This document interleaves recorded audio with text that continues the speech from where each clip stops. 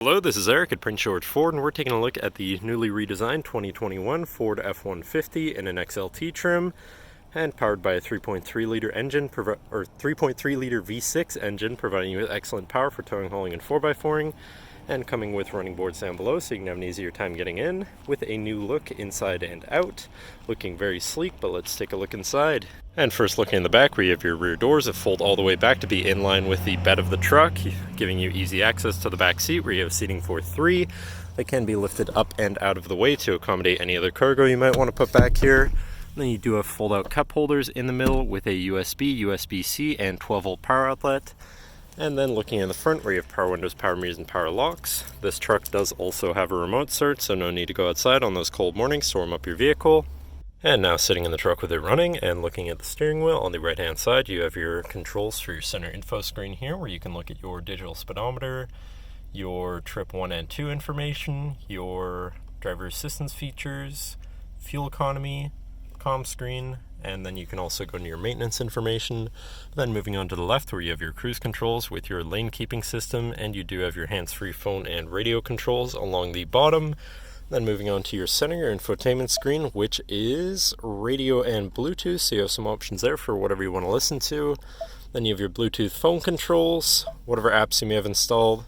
settings for your screen, and some other features around your vehicle, and your general truck features, such as driver assistance, towing, and owner's manual. But then shifting into reverse, you do also have a backup camera with reverse sensors, so you're going to be able to see where you're going and hopefully avoid hitting anything, with dynamic hitch view, so you can have an easier time hooking up a trailer as well. Then above your screen you have your auto start stop shut off, your camera view, hazards, and your traction control shut off. Moving down from your screen you have your media controls and your climate controls, very simple, easy to use. To the left of that you have your 4x4 controls with a locking rear differential and drive mode selector for normal, slippery, deep snow, sand, mud, ruts, and on the other end you have tow, haul, eco, and sport mode, so you can customize your driving experience a bit there.